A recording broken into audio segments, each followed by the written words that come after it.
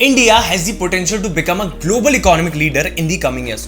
With a population of over 1.3 billion people and a rapidly growing economy, India has the potential to shape the future of the global economy. एक decade पहले तक India 11th rank पर था world economy में और recently ही India UK को overtake करके वर्ल्ड की 5th बिगेस्ट इकोनॉमी बन गई है. India is a pioneer in IT and pharmaceutical services and there is no other country near by to take it from India. India की बढ़ती economic presence के साथ वर्ल्ड में इंडिया की स्टैंड भी और इंपॉर्टेंट होती जा रही है. Now countries want to listen to what India has to say, which fills my heart with pride. But India can also impact the future of crypto currencies. और जिस तरह का स्टैंड इंडियन गवर्नमेंट और RBI का है crypto को लेके, शायद ये ठीक ना हो. रिसेंटली ही आरबीआई गवर्नर को कहते सुना गया था that he believes that crypto should be band, क्योंकि अगर इनका यूज होता रहा, भले ही फिर इन्हें रेगुलेट ही क्यों ना कर दिया जाए, तब भी private crypto currencies will be the reason for next financial crisis.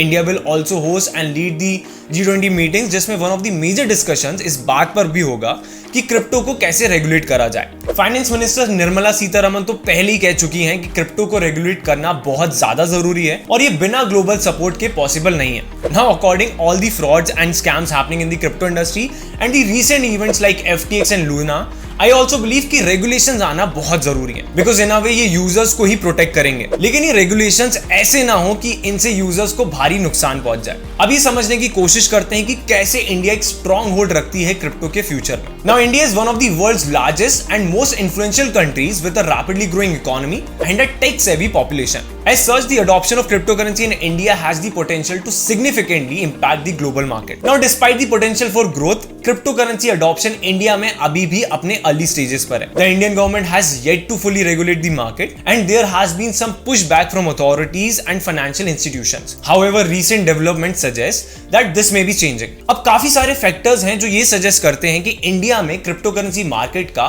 Major player बनने का पोटेंशियल है. जैसे कि the country has a large and young population with many people open to new technologies and financial innovations. Additionally, India has a large and growing middle class, and increasing wealth could lead to greater demand for cryptocurrency as an investment and means of exchange. Globally, crypto experts भी अब इस बात से agree करते हैं कि India crypto market world crypto market को काफी इन्फ्लुएंस करता है.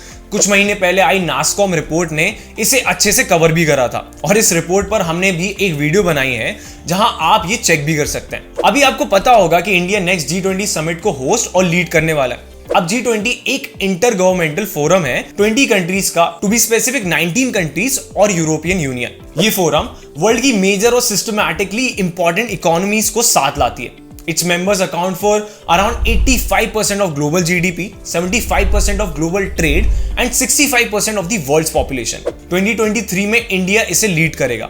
अब इसमें वर्ल्ड इकोनॉमी से रिलेटेड भी काफी बातों पर डिस्कशन होता है और इंडिया इस बार ग्लोबल क्रिप्टो रेगुलेशंस को भी इसमें ऐड करने वाला है. India central bank the reserve bank of India ने दिसंबर में एक financial stability report FSR publish करी. ये 172 पेजेस की report crypto assets, central bank digital currencies यानी कि CBDCs और डिसेंट्रलाइज्ड फाइनेंस यानी कि DeFi को भी इंक्लूड करती है.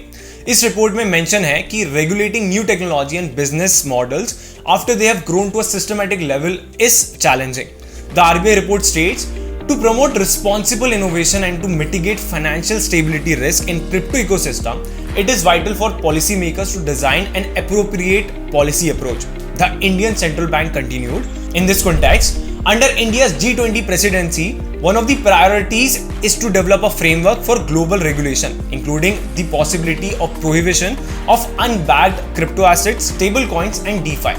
सेंट्रल बैंक ने turmoil in crypto assets market को one of the major risk बताया है ग्लोबल फाइनेंशियल स्टेबिलिटी के लिए. अब रिपोर्ट में आगे क्रिप्टो एक्सचेंज FTX के कोलैप्स और subsequent crypto market sell offs ने जो क्रिप्टो इकोसिस्टम में वल्नरेबिलिटीज लाई हैं के बारे में भी नोट है. इसके साथ बाकी की मेजर इवेंट जैसे कि Terra Luna meltdown in May and the bankruptcy filings of several major crypto firms including crypto hedge fund 3 Arrows capital and crypto lender Celsius network के बारे में भी मेंशन करा गया. अब इंडिया के इकोनॉमिक अफेयर्स सेक्रेटरी अजीत सेठ ने कहा था कि G20 members better global regulations के लिए क्रिप्टो एसेट्स पर पॉलिसी कंसेंसस बिल्ड करने का एम कर रहे हैं. इंडिया की G20 लीडरशिप के बाद क्रिप्टो में भी काफी चेंजेस आएंगे. Now with more than 600 million connected users, India is the second largest internet market globally.